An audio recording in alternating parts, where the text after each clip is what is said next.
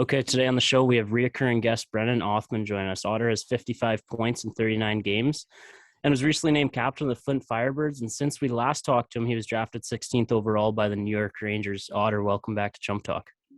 Thank you. Correction there, 36 games. 36 games. Oh, 36. Toolsy, I have to throw you under the bus for that one. I thought it was 36 too, or 39, I mean. But Otter, Shit. Hey, at least we know your numbers, guy. That was just a test. But Otter, it's great to see you again. We appreciate you taking the time to come on with us again. Just you kind of mentioned today that you're doing some power skating with the Rangers. So just kind of talk to us about that and what the last little whiles look like for you.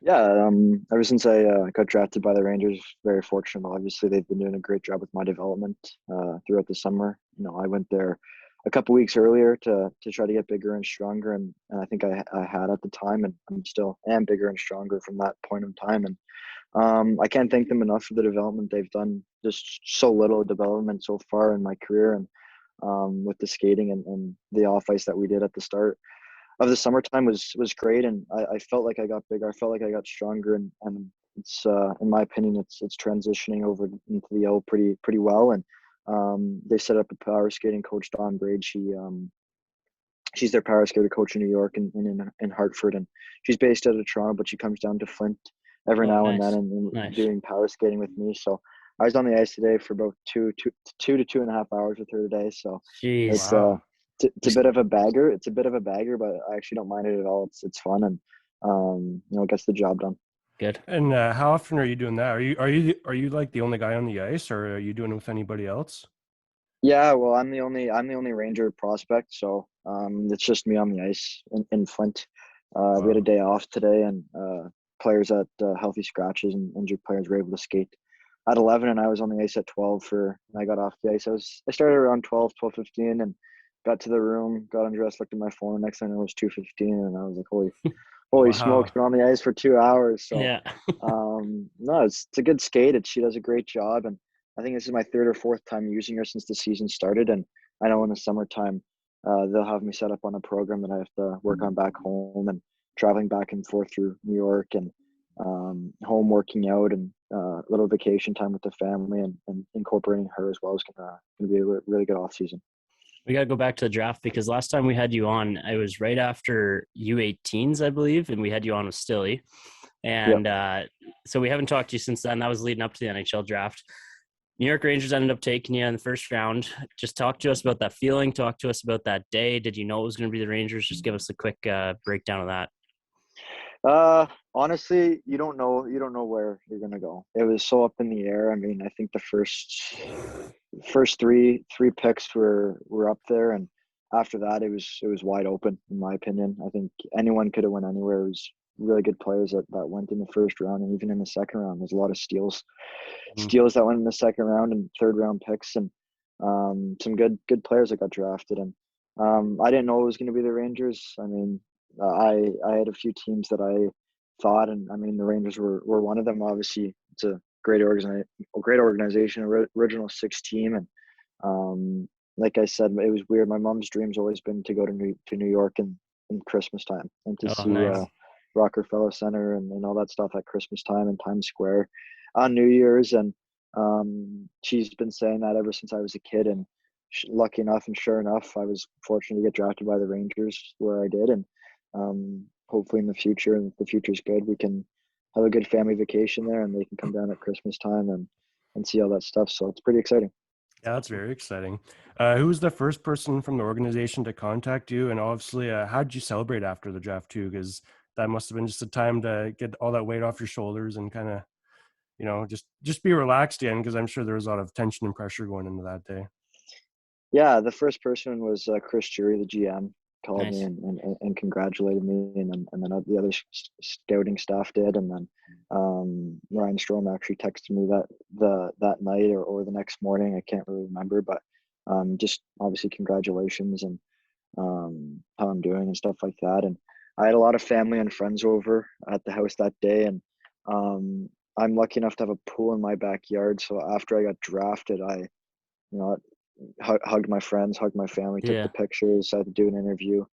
a couple interviews, and then after that, me and my buddies we all just jumped in the pool and watched the next rounds go. And the night went by, and I don't know, I didn't get to bed until 3 in the morning. So Nice. it was a good night, and it was a good night for my friends and my family. So it was pretty cool. Obviously, it was the one of the COVID drafts. I think that would have been the second one now, but they had you dress up at your house, and then how did it work with the cameras? Because obviously they had you on the TV when you were drafted. Did they send somebody over there, or how did that work? No, so long story actually. So I was at the house when we got like an email that we have to set everything up. So we set everything up. We had to get like a 50-foot Ethernet cable Jeez. from like an outlet, because we had no outlet near where my laptop had to be set up. It had to go through a laptop. So we had to get like a 50-foot Ethernet cable to get plugged into a wall and plug into my laptop. So it's really good connection. And we have to get like a table set up and a chair set up so my computer can sit on there, can see me and everyone else's reaction and everything. And then that day I actually went golfing at I think 10 or 11 in the morning with all my buddies and family that was supposed to come over that night. Yeah. And after that, my dad and I flew home, and we had to do like a pre-interview kind of thing, like a camera test, and make sure all the mics was working and everything. And so it was pretty cool. We had to dress up in my suit at like 4:00 in the afternoon to make sure everything was good, and then undress and then redress at like 7. So it was a big deal, but it was also really fun. Yeah, that's awesome. How many of you Don Mills guys got drafted that year? Do you know? I know me and Clarky did. Yeah. I was gonna say, like, just like looking back at it now, like, Clark, I think you just got named one of the 3 stars of the OHL this past week. Like, it's got to be cool, and especially yourself. You're having a great year. Clarky's having a great year. And now still making that transition to the Pete's there. It's cool to see. Obviously, he didn't play with Don Mills, but just you guys, when we first had you on a couple of years ago, just where you guys are all developing now and all getting drafted, and just what's it been like to see that? And like, what are you and Clarky saying to each other when you're playing against each other these days? Yeah, it's pretty cool. Well, unfortunately, I don't get to play Clarky this year because with everything with COVID. Right. Yeah, with everything with COVID going on, but it was great. He as soon as I got drafted, one of my buddies, Heath and Mestry, our Don Mills captain, was over at my house with Shane Wright, Ryan Forberg, and a guy I used to grow up with, Nick Bannister. He didn't play on our team, but he was a guy I grew up with, and Brant called Ethan or called Shane, I don't remember, and we switched to FaceTime, and it was pretty cool. Clarky was there, and we were all just cheering each other on. So it's pretty cool to go on the same night as Clark. He went 8th and I went 16th, so he's kind of got a little bit of bragging rights on me there. But yeah, what we find out is really cool is that we have 4 guys in the OHL that are captains from that team, and I think that's pretty special. I think who's for us. Who's the 4th? It's Clarky, Shane, you, and Arnsby in North Bay. Oh yeah. So cool. I think that's for us and our parents, and I guess the Don Mills organization. It's pretty cool to see that, and it just goes to see what Don Mills does with the players, and it goes to show how good and tight our team was, and how good our coach was to make leaders out of all of us. Yeah. And then you got to put the pen to paper. I'm not sure exactly how long after it was, but sign that little entry level deal. How did you celebrate that? Were the boys texting you right away? Did you have to take anybody out for steaks, or how did that go? Yeah, actually, I was surprised by it. My agent called me a week before and said I need to come into the office for like check up things, and he's going to explain to me about my True partnership that I have with True, about my sticks and my skates I have with them. And I was like, yeah, we'll come in on this day. We'll get that all straightened up, and we'll talk about like the photo shoot I was supposed to do and everything. And he goes, okay, great. And walked in there, and he was explaining all this. And then underneath all the True agreement papers, there was my NHL contract. And I was like, well, what is this? Like, what do I have to do with this here? Like, what's this paper? What do I sign here? You sign that thing. and then he just goes, Brennan, that's your entry level contract. No way. And I go, holy shit. I go, what do you mean? He goes, that's the contract New York just sent me. Like, you're gonna be signed to the NHL. Wow. And I was like, I go, come on, there's no way. I didn't think this that early and I thought I would have been doing it in New York after training camp or whatever. And yeah, it was pretty cool. He made a great little surprise out of it, and I haven't spent any of my money actually. I've been Wow. keeping that at home. And in Flint here, we obviously get paid. We get paid every month, and I use that card. I'm responsible with my money, and Look I at you haven't go. I haven't even opened up the card yet, and No way. it's still at home in my envelope. And I mean, there's a couple of Christmas gifts that I have to purchase, but there's nothing major. But yeah, it's great, and it's great to know that you have that, but at the same time you have to be responsible with it. For sure. Yeah. Is there something on your mind that's like maybe the first big thing you will purchase? Does that cross your mind? Well, I think I need a new car next year. I think. Yeah. What are you I driving? think. Oh, what am I driving? I'm driving a Fiat 500, a small little two-seater. Wow. Fits nothing right now. My grandmother actually gave it to me. She said, "You know what? You can keep your money. We're going to Florida. You can have this." And I said, "Okay." And I take it here, and you know what? It's $20 to fill up, nice Yeah. and cheap, Oh yeah, that's and sweet. it Holy drives shit. around. It's a little motor, and the boys give me a hard time, but it gets me to A to B. And next year I can buy my own car. And for my birthday, I got a pretty sweet gift. My mom and dad got me custom plates, license Nice. plates. Nice. Nice. Throw those on the new car when I get the opportunity to get it. 20 What's the bucks to dream fill up. car? What's that? What's the dream car? I don't know yet. I think I you should mean, be a truck guy. You should be a truck guy. yeah, my dad has a pretty sweet truck, and I really like that, but I'm not too sure what I want. I've had my eye on a few cars and a couple of trucks, but we'll see in the summertime. I gotta go car shopping. 20 bucks to fill up fuel. I at home where we are, it's $1.55 right now. I filled up my truck today on $1.55. It's So insane, man. you're laughing in Flint. I drive a Pontiac Vibe and it costs me $60 to fill up. That shouldn't be a thing. Used to be Yeah. like low You guys 40s, should- high 30s. You guys should get a picture together with your Fiat and the Vibe. Yeah. Yeah, oh yeah. So Otter, you're captain now. That happened just a couple weeks ago. How did you Yeah. find that out, and what an honor that is, eh? Yeah. Obviously, it's a big honor. It's a lot of responsibility, and we came back. We had a pretty long road trip. I think we went to Erie, and then we flew back home. And I forget who we had to play, and we might have been playing Saginaw for like the 1,000th time, and Yeah. that's a pain. But we still get to play hockey, but it's fun. And it was an off day, and my coach texted me. He said, "Hey Otter, can you just come in 30 minutes before report tomorrow?" I go, "Yeah, sure, no problem." And I'm looking around and trying to find him, and I can't find him. And then I end up going upstairs.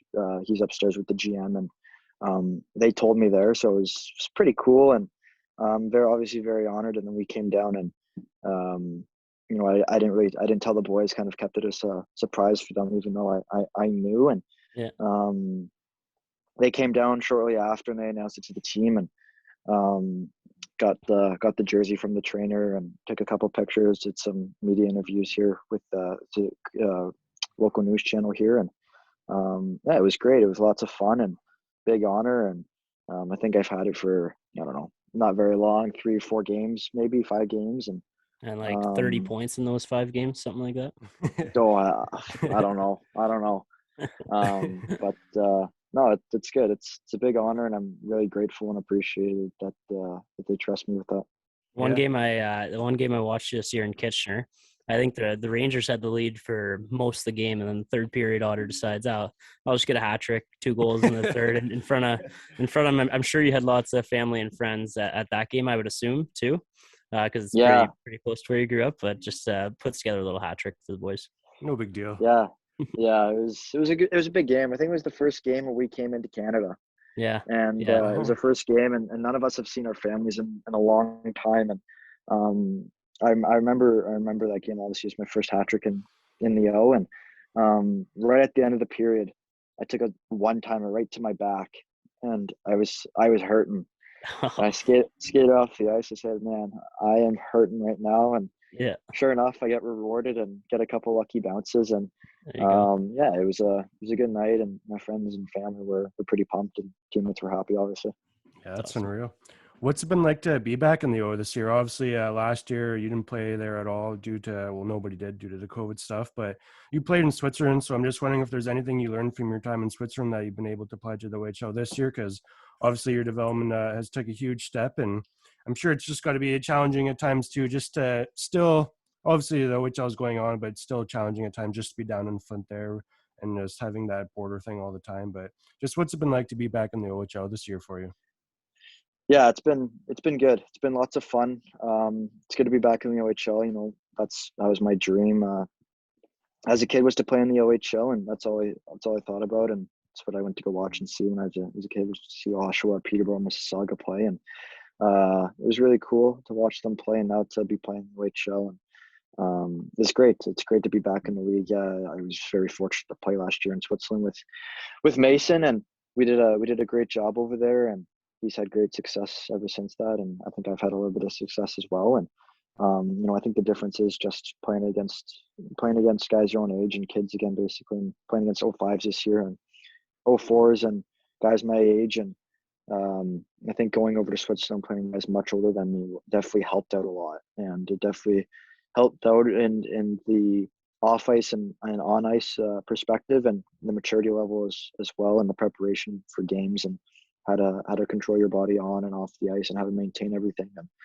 And I can't thank the guys over in Switzerland enough for helping me with that stuff, and kind of showing me the ropes of pro hockey. And I know it's not the NHL over there, but it's a hell of a league. It's a hard Yeah. league to make, and it's a lot of fun. But yeah, it's been good. Yeah, it's hard with the border, not being able to see your family all the time, and with the COVID tests and everything. But we look forward to going to Canada pretty soon and playing some teams in Canada, so everything opens up, and hopefully we can see the family soon. Yeah, has it been pretty frustrating playing the same team all those times? Like, I'm sure one thing, it has added a lot more rivalry to those games because you're playing, like you mentioned, how many times you've played SEG this year. Have you found that the games get a little more heated because of the amount of times you've played them? Yeah, I think the games get a little heated. Some games get super boring and it's really slow, and then you just get out of it. But some games you're either really into it, or you're really out of it. And Yeah. I was just joking around today. I think our last two games were against SAG. We play SAG on Wednesday, and I was joking around today at the rink with a couple of guys. I've played, I think, 90 or 91 games in the OHL, and I've played at least 25 to 30 games against Saginaw. Oh my No way. goodness. No Yeah, way. so it's a lot of games against Sag. I mean, I've been in their rink like at least 15 times, Yeah. and it's crazy. But How like how I said, how close are Flint and Sag, and like how long does it take to travel there? it's about 40 minutes, 45 Oh, minutes. So it's not okay. it's not too bad of a drive, but Yeah. but the rivalry is up there, and we have the I-75 Cup that we battle for every year, and Yeah. we haven't won it since, I don't know, 2016 or 2017, and we were able to win it this year. And we're really fortunate to have a really nice room, and we have kind of 6 different cases in our room of pictures of past guys and current guys in there. And we have one that's empty with that's supposed to be the I-75 trophy, and we finally put it in there, and we Nice. locked it up, and we have a picture of the team, and then a picture of me and the 2 of the overagers that haven't beat them in the 5 years they've been here. So That's awesome. it's a great little story that we've built here Yeah. as a team. We're real young, but our drive to win and our drive to learn and to get better is great, and really happy with the group here. I have a buddy on SEG. He actually worked with me at the start of this year. He was just playing junior B where I'm from here. So he was working where I work, and now he's on SEG. So you played against him a bit. Hislop. He's one of the defense younger guys. Yeah, Yeah. yeah. So if you run into him in the corner, tell him I said hi. Okay. Yeah, we'll see. We'll see him. See him on Wednesday. Yeah. Give him the gears too. Oh yeah, we do. We give him lots of gears. We Good. give everyone the gears. Good. Do you have any goals or season expectations as you kind of go down the latter stretch of the season here? Yeah, I think I've hit a couple goals. I think I've had to mention a few of them. My goal is to try to come in and be the captain of the team, and I think I've done that. And One of the other goals was to win this I-75 Cup that we have against Saginaw. And we've done that, which is great, and proud of the guys. And they really battled through, and we were down in the series against them 3-0, and we came back, and I think we won 6 in a row or 7 in a row. Wow. Maybe. And we did a hell of a job, and really proud of them. And another one is I want to try to hit, my goal was at the beginning of the year to hit 40 goals and 40 assists, and hopefully I hit that this year. It depends on the year, it depends on who we play, and it depends on myself and how I play. Really fortunate to have a good year so far, and teammates have been doing a great job helping me out. So those are kind of the goals I have. I mean, another goal is obviously you want to win a championship and win a division and all that stuff. So a few goals I've set out for myself, goals I can check off, and goals that I'm waiting to check off. Awesome. Well, we're gonna let you go. We promised we wouldn't take much of your time. Is there anything else you wanted to say, or Poolsy, was there any last thing for you? No, not really. Just it's obviously great to catch up, and it's kind of crazy that we haven't talked to you since you've been drafted and signed that contract. So just a huge congratulations on that. It's crazy to think I think it was over 2 years ago since we first had you on, or close to that mark. Yeah. So it's been fun to see you guys over the years develop in the OHL and get drafted, and soon enough you guys will be playing in the big show. So huge congratulations on everything you've accomplished so far. Yeah, no, I appreciate it very much. It's always fun coming on. We always have a couple good laughs and a couple good stories. So and it's great. And we want to keep the relationship going. So once you move on with Leagues Otter, you can't forget about us. No, of course not. Of course not. All right. Have a good one, man. Thanks for doing this. Good luck the rest of the season. Boys. Thank you. Thank you. We'll see you. See you.